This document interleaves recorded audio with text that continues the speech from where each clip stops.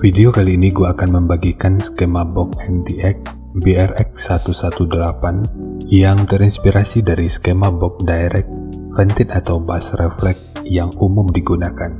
Skema ini dikhususkan untuk transducer speaker Zeta Pro dengan tipe 18VC5.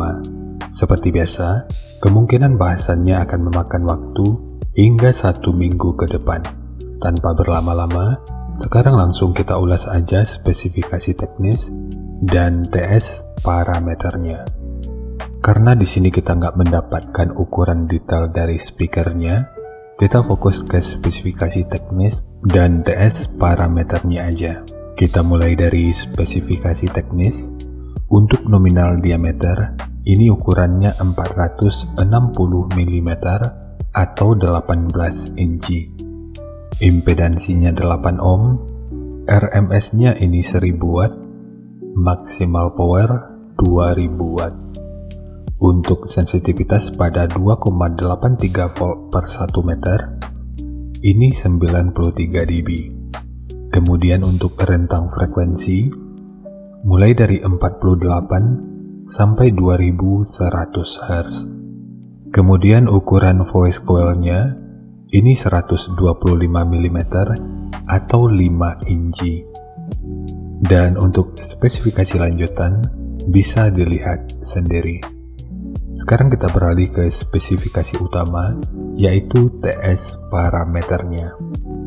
Untuk Fs-nya, ini 48 Hz, RE 5,5 ohm, GMS 4,5, CAS 0,67, GTS 0,58, BL 28,2 Tesla meter, MMS 316 gram, GMS 30 mikrometer per Newton, fast 71,1 liter, SD 1225,4 cm per segi, efisiensi 1,19%, dan Xmax kurang lebih 7,3 mm.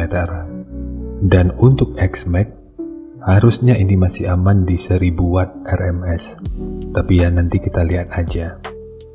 Untuk jenis box speaker, ini bisa digunakan untuk box dengan dan tanpa lubang angin. Karena untuk EBP-nya, ini sekitar 71,6. Cara mengetahui EBP ini juga udah pernah dibahas pada video yang akan gue selipin pada pojok kanan atas video ini, atau nanti bisa juga dicek pada kolom deskripsi. Sekarang kita masuk aja ke rincian semuanya.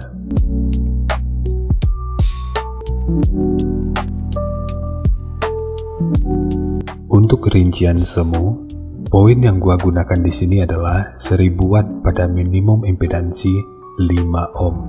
Jika ini akan digunakan sebagai subwoofer dengan perkiraan titik potong atasnya itu di 200 Hz, ini bisa bermain di minimum impedansi 6 ohm. Jadi jika menggunakan dua box dengan pengabelan yang di paralel, maka kita membutuhkan amplifier yang mampu menangani minimum impedansi di 3 ohm. Kemudian rekomendasi titik potong bawahnya itu di sekitar 50 Hz, dan untuk atasnya boleh menyesuaikan. Ini sifatnya tentu nggak mengikat, jadi nanti bisa dicoba aja sesuai karakter yang diinginkan. Dan untuk slope, nanti juga boleh menyesuaikan. Kemudian untuk puncak SPL-nya, ini diperkirakan mencapai sekitar 128 desibel. Dan harap diingat, karena semua ini masih merupakan rincian semu, jadi untuk outputnya itu tentu bisa lebih baik atau bisa aja lebih buruk dari yang diperkirakan. Karena efisiensi akhirnya itu juga akan dipengaruhi oleh beberapa faktor, apakah itu kerapian dan kepresisian dari pembuatan box, kualitas bahan, hingga equipment yang digunakan. Sebelum melanjutkan, harap baca deskripsi video karena ada beberapa informasi tambahan terkait bahasan yang ada pada video ini.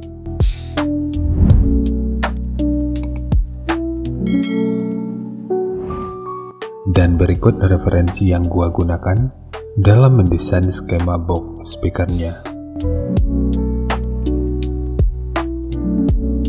Jadi dari transfer function magnitude ini kita bisa melihat meskipun dipotong di 50 Hz, frekuensi 40 Hz ini udah bisa direspon pada minus 3 dB dan 43 Hz pada 0 dB. Kemudian untuk respon dari portnya, dengan daya 1000 watt, pergerakan udara pada port puncaknya diperkirakan sekitar 16,1 meter per detik. Sementara untuk gain yang dihasilkan oleh port kurang lebih seperti ini. Jadi secara teori, di sini port akan membantu dalam merespon frekuensi bawah hingga sekitar 33 Hz pada minus 3 dB.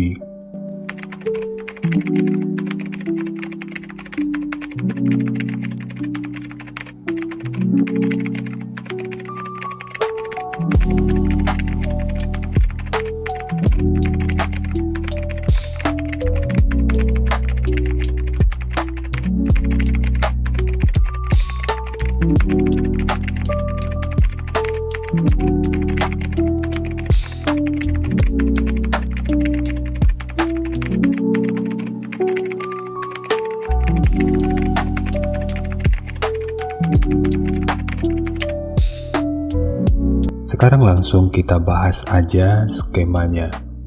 Untuk ketebalan multiplex, ini menggunakan multiplex dengan ketebalan 18 mili. Kita mulai dari tinggi. Jadi tinggi box ini adalah 700 mili, panjang ke belakang 730 mili, kemudian lebarnya 540 mili. Yang perlu diingat, ketiga poin ini merupakan ukuran terluarnya. Untuk port, tinggi portnya adalah 140 mili. Sementara untuk sekatnya atau ukuran dari triplek yang ini ukurannya 270 mili. Kemudian untuk triplek dari dudukan speaker, ini menggunakan dua lapis. Satu sebagai dudukan utama dari transdusernya, dan satu lagi sebagai penguat dari dinding luarnya. Dan bagian dinding luar ini tentu juga sangat penting, jadi jangan di skip. Sebab peranan dinding luar ini akan cukup berfungsi dalam memperkuat serta meredam hentakan dari output suaranya. Sekarang kita fokus ke ruang resonansi utamanya. Ukuran ruang internal yang kalau kita ukur dari sudut ini sampai ke sudut ini ukurannya 621 mili. Kemudian di sini ditambahkan penguat berupa sekat dengan bentukan seperti ini. Untuk ukurannya adalah 260 mili. Dan ketebalannya 36 mili. Biar lu nggak ragu, 36 mili ini merupakan hasil penggandaan dari dua potong multiplex 18 mili.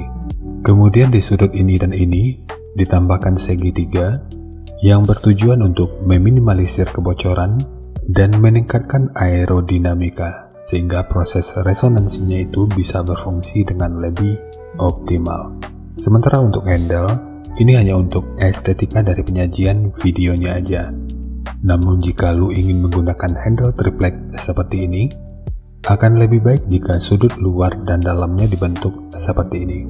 Ini bertujuan untuk menjaga aerodinamikanya. Jadi nanti tinggal lu custom aja sesuai kebutuhannya. Jadi segitu aja untuk skema dari box NTX BRX 118. Khususnya untuk transducer speaker Zeta Pro dengan tipe 18 VC5.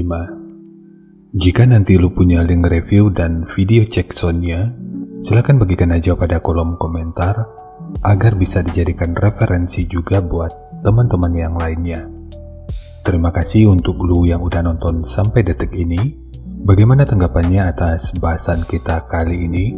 Sampaikan aja pada kolom komentar, biar kita sama-sama bisa belajar agar lebih baik lagi.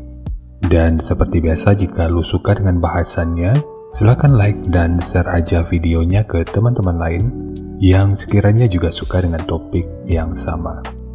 Untuk lu yang udah berlangganan, terima kasih banyak atas dukungannya. Dan untuk lu yang belum berlangganan, jika berkenan, bantu subscribe-nya. Dan jangan lupa untuk baca kolom deskripsi dan kunjungi juga tab komunitas untuk mendapatkan informasi dan update terbaru. Jadi ya segitu aja, dan kita ketemu lagi pada video yang lainnya.